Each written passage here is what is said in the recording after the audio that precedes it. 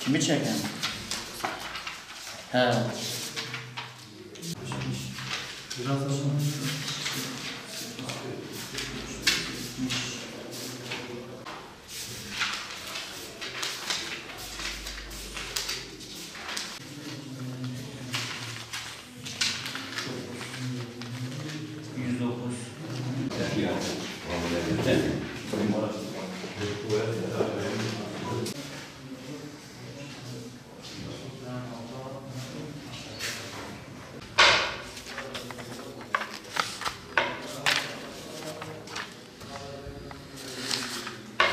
Ancera mı?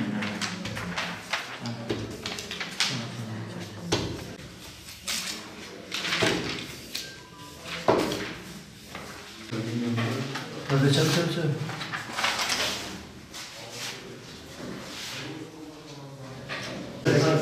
İki bölüşüp zarfa koyacağız.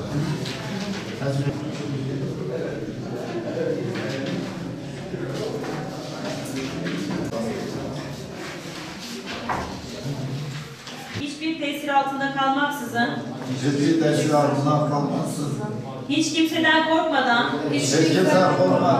seçim sonuçlarının tam ve doğru olarak belirlemesi için görevimi kanuna göre dosdoğru yapacağıma, namusum, vicdanım ve bütün mukaddesatım üzerine ant içerim. Namusum ve vicdanım ve bütün mukaddesatım üzerine ant içerim. Allah var demek herkes uygulamıyor.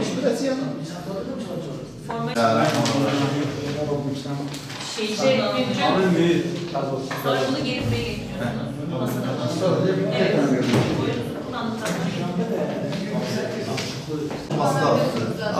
Evet, şeyin içinden çıkması lazım da arkadaşın çıkmaz. Bir dakika. Bir dakika. Ben kullandım. Teşhir Bu senin kaç numaralı şeyiniz? 127. Yani bu yılki seçimde de oyumuzu kullandık. Hayırlısıyla Cenab-ı Hak'tan tek dileğimiz bu vatana, bu memlekete, bu ülkeye hayır getirecek, hayırlı olacak olanı nasip etsin. Onun dışında da barış, dostluk, kardeşlik, bunlar hep ön planda bunlar olsun. Gerisi boştur. Hepimiz bu ülkenin vatandaşıyız, bu ülkede yaşıyoruz, bu bayrağın altında. Bu ülkenin insanlarıyız. Ülkemize sahip çıkmamız için Cenab-ı Hak'tan hayırlı olanı istiyoruz. Ya Rabbim sen bu ülkenin kardeşliğini, dostluğunu pekiştir. Ya Rabbim sen fasat fitnelere yol verme. Ülkemiz için, memleketimiz için hayırlı olsun.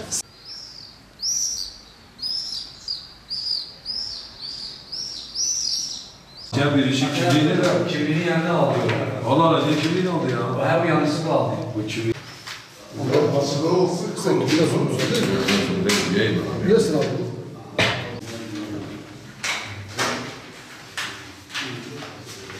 Yapışmadı ki bu. Ya bir şey olmadı abi. Elimizden çarpıp bir şey olmadı. Buna gerek yok. Bir saniye.